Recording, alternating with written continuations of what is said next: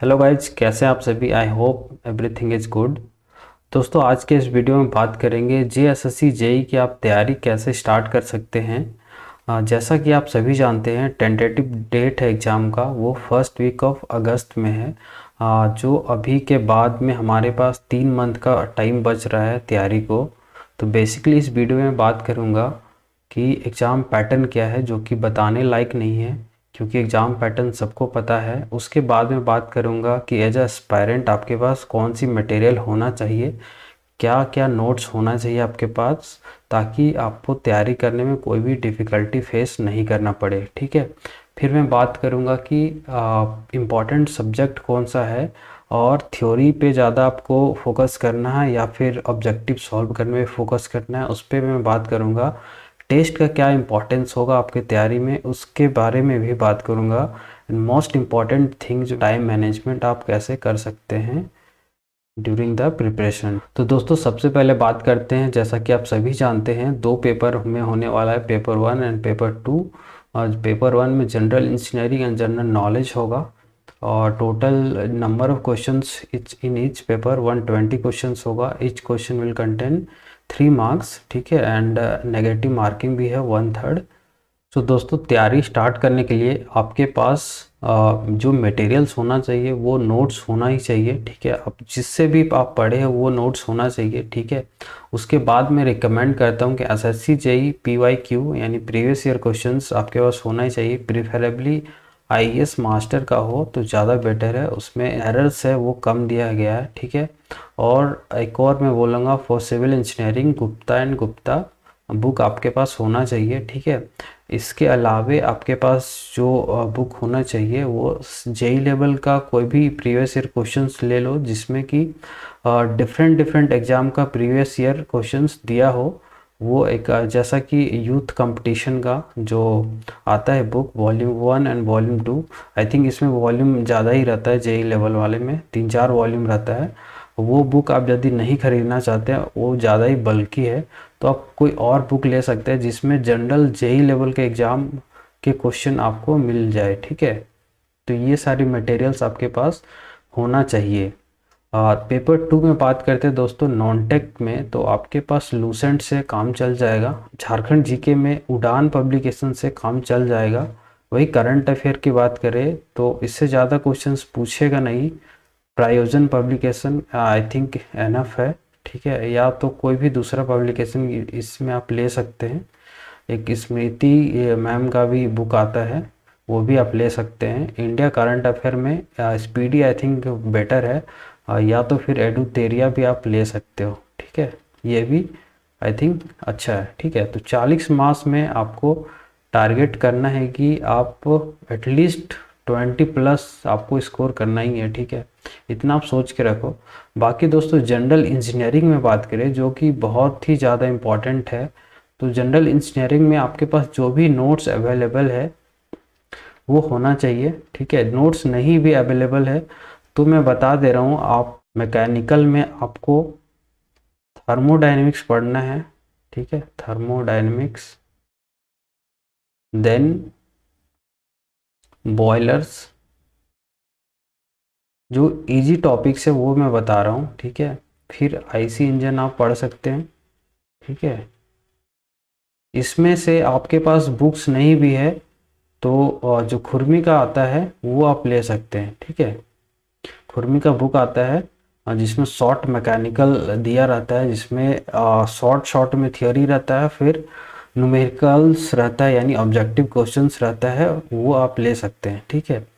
बाकी इसमें एक और मैं रिकमेंड करूँगा जो कि एक शॉर्ट नोट्स की तरह है, कैप्सूल आता है मैकेनिकल का, वो आप ले सकते हैं क्योंकि इसमें वही सारे पॉइंट्स दिया गया है जो कि एग्जाम्स में रिपीटेडली पूछा जाता है।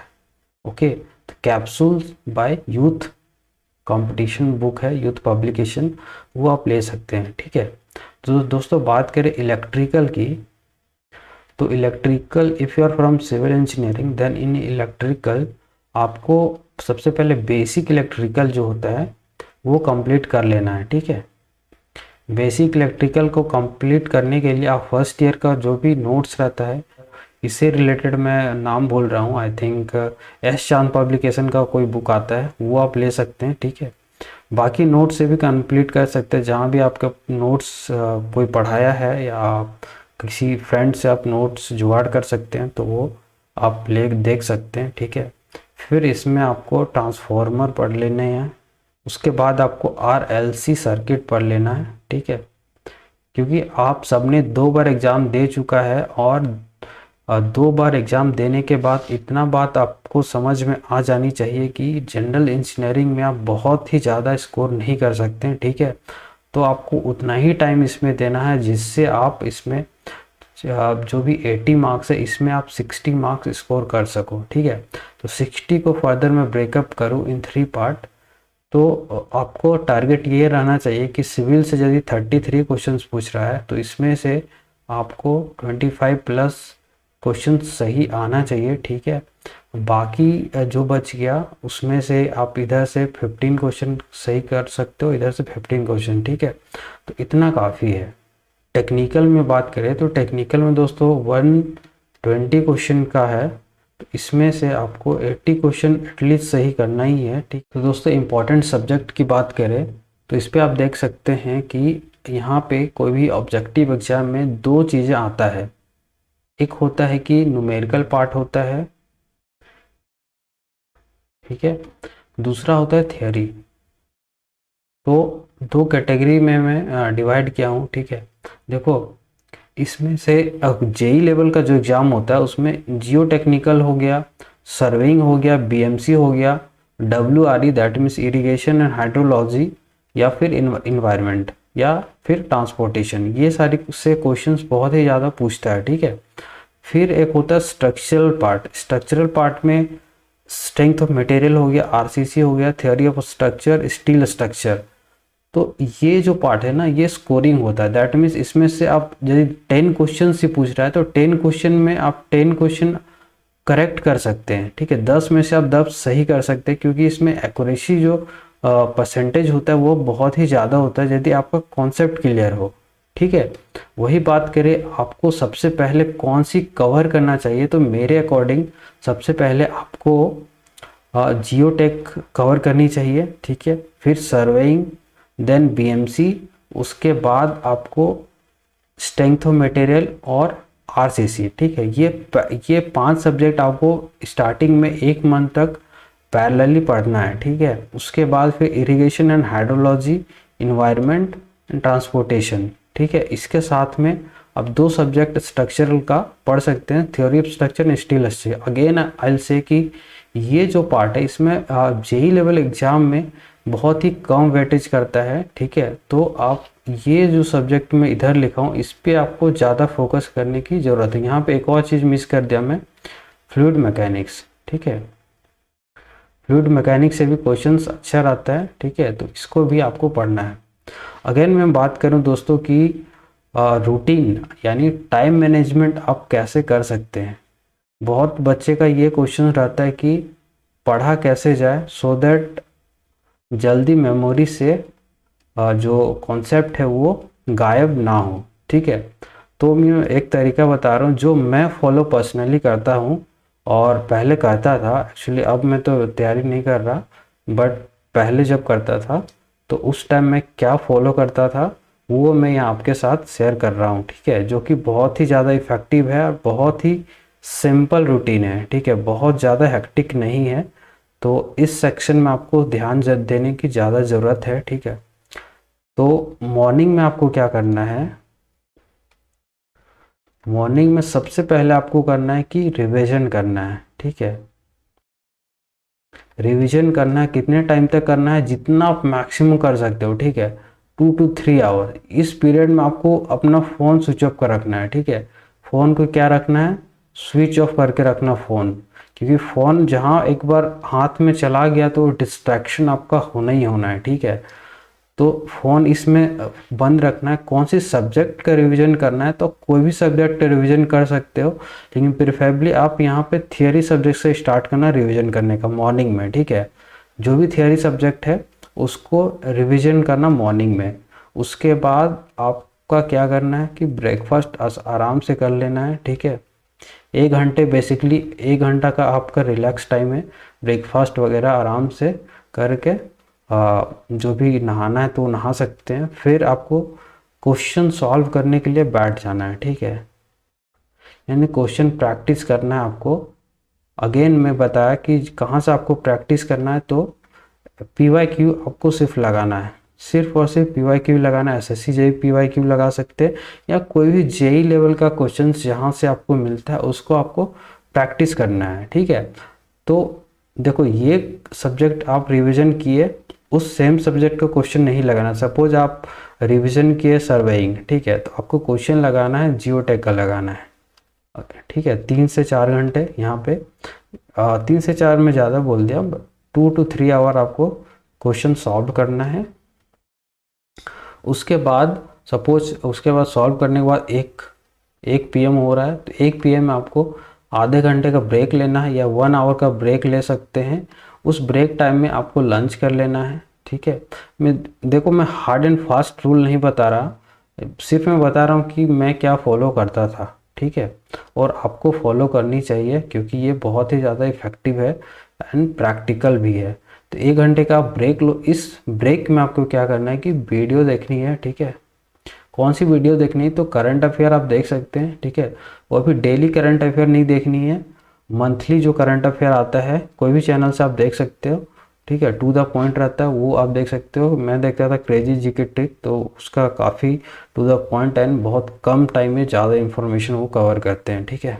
3 बजे के बाद आपको फिर सपोज यहाँ पे सर्वेइंग बनाए, सर्वेइंग का रिविजन की, जियोटेक बनाए, ठीक है। इसके बाद आपको एक तीसरा सब्जेक्ट सॉल्व करनी है, ठीक है। ज़्यादा सॉल्व नहीं करना, एटलीस्ट 50 क्वेश्चन तो आपको सॉल्व करना ही है, ठीक है।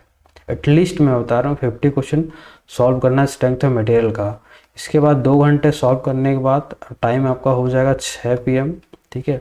यहाँ पे आपको 1 घंटे का रेस्ट लेना है, यानी आपको बाहर इवनिंग में नहीं पढ़ना है। मैं बोल रहा हूँ कि इवनिंग में आपको बाहर में आराम से टहल के आइए, ठीक है, इवनिंग वॉक करके आइए। उसके बाद फिर आपको 7 बजे से, जो कि मोस्ट इम्पॉर्टेंट थिंग है, वो है टेस्ट आपको देना है, ठीक है। अब बात आती है टेस्ट कहाँ से दे सकते हैं, तो कहीं से भी आप टेस्ट दे सकते हैं। ऐसा ही टेस्ट देने का एक बहुत ही फेमस प्लेटफॉर्म है जो कि टेस्ट बुक है। आई होप सब कोई इसके बारे में जानते ही होंगे और टेस्ट देते भी हैं। तो यहाँ से आपको टेस्ट देना है। देखो टेस्ट आप 2 तरीके से दे सकते हो, ठीक है। एक तो फ़ोन में दे सकते हो, लैपटॉप में दे सकते हो। तो मैं बोलूँगा कि प्रेफरेबली आपके पास लैपटॉप है तो लैपटॉप में दीजिए, ठीक है, वो रियल टाइम वाला फील आता है, ठीक है। लैपटॉप में आपको देनी है टेस्ट। उसमें से भी मैं बात करूँ कि फुल टेस्ट देना है कि आपको क्विज देना है या फिर सब्जेक्ट वाइज देना है। तो इनिशियली मैं बोलूँगा कि इनिशियली आप स्टार्टिंग का 10 डेज या 8 to 10 डेज में आपको सब्जेक्ट एंड क्विज ज़्यादा देना है, ठीक है। उसके बाद 15 दिन हो जाने के बाद आप हर 2 दिन में फुल टेस्ट दीजिए, ठीक है। हर अल्टरनेट डे में आपको फुल टेस्ट देना है, ठीक है। No matter how much you are scoring, ये मैटर नहीं करता कि आप कितना स्कोर कर रहे हैं, आपको बस टेस्ट देना है, ठीक है। मैं ये बता रहा हूँ कि यदि आप 200 का है टेस्ट, आप इसमें से 80 क्वेश्चन भी सही कर रहे हैं तो सपोज 80 कितना मार्क्स आ रहा है 240, ठीक है। ये तो फाइनल सिलेक्शन के लिए कुछ भी मार्क्स नहीं है, बट आपको घबराना नहीं है, टेस्ट देते जाना है, ठीक है। टेस्ट देने के बाद आपको एनालाइज करना है। देखो ये कहने को बहुत ही आसान होता है कि ये सब तो सर हमको पता ही है कि टेस्ट देने के बाद एनालाइज करना है, बट इसके बावजूद भी बहुत ही लोगों का मतलब एक लेजीनेस फील होता है कि यार ये सब तो आता ही है, इसका क्या ही देखूं। लेकिन एनालाइज करना चाहिए, क्योंकि एनालाइज करने के बाद जो क्वेश्चन आप फेस कर रहे हो वो क्वेश्चन का आंसर आपका मेमोरी में परमानेंट तरीके से सेट हो जाता है, ठीक है। इसलिए आपको क्वेश्चन हमेशा एनालाइज करना चाहिए। तो 1 घंटे आपको एनालाइज करना है कि कौन सी क्वेश्चन आया है, कौन सी कॉन्सेप्ट पे है। उसके बाद में आपको वापस नोट्स में भी जाना है। नोट्स में यदि वो कॉन्सेप्ट मिसिंग है टेस्ट वाला, तो नोट्स में आप आराम से साइड में पॉइंट दे के या नोट दे के उसको नोट कर लेना है। ठीक है, बस इतना करना है, डेली का करना है। बहुत ही ज़्यादा टफ रूटीन नहीं है, बहुत ही प्रैक्टिकल है। आप इतना सॉल्व करोगे तो यू विल बी 100% कॉन्फिडेंट कि JSSC JEE जो एग्ज़ाम है इसमें आपका सिलेक्शन पक्का है। बाकी इससे रिलेटेड कोई भी डाउट हो तो आप मुझे कांटेक्ट कर सकते हैं। दोस्तों, ये रूटीन यदि आप 3 मंथ तक फॉलो कर लिए तो आपका जो कॉन्फिडेंस लेवल है वो बहुत ही ज़्यादा हाई होगा। ठीक है, और आपके सिलेक्शन के चांसेस 200 टाइम्स इंक्रीज कर देगा। देखो, कोई भी एग्ज़ाम क्रैक करने का बस 3 ही फार्मूला है, revision, practice and give test. 3 formula है। ठीक है, और कोई भी नहीं, बस इतना आपको करना है। नंबर कितना आ रहा है डजेंट मैटर, कितना स्कोर कर रहे हैं कोई मैटर नहीं करता। बस आपको ये देखना है कि आप प्रीवियस टेस्ट से इम्प्रूव कर रहे हैं कि नहीं कर रहे हैं, बस इतना आपको देखना है। बाकी आपको ये सब बिल्कुल ध्यान नहीं देना कि ओपन हो रहा है 60-40 हो रहा है। ठीक है, देखो जो भी होगा अब होना ही है। आपके पास जो भी अवेलेबल अपॉर्चुनिटी है उसको बस यूज करना है। अगेन मैं बोल रहा हूँ, जो अपॉर्चुनिटी आपके पास अवेलेबल है उसको यूज करना है। अभी मैं WRD में SDO पोस्ट पे हूँ। ठीक है, और यहाँ पे एक नोटिस आया हुआ है कि सारे जो भी सर्किल है या जहाँ भी पोस्टिंग है हर जगह से कितनी वैकेंसी खाली है वो पूछा जा रहा है। ठीक है, तो आज ही का लेटर में देखा था कि पोस्ट कितना वैकेंट है उसके बारे में एक रिपोर्ट जो मैनेजमेंट है WRD वो मांगेगा। तो कहीं ना कहीं जो सीट है JSSC JEE का उसमें से WRD का सीट इंक्रीज होने वाला है। ठीक है, जब नोटिफिकेशन आएगा तो आप देख सकते हैं। जब WRD में इंक्रीज होगा तो रिस्पेक्टिव अदर डिपार्टमेंट में भी सीट इंक्रीज होने के चांसेस है। दोस्तों, यदि इस वीडियो के हेल्प से यदि थोड़ा सा भी वैल्यू मैं ऐड करा हूँ तो आप इस वीडियो को लाइक करिए और चैनल को सब्सक्राइब करिए। And finally thanks for watching.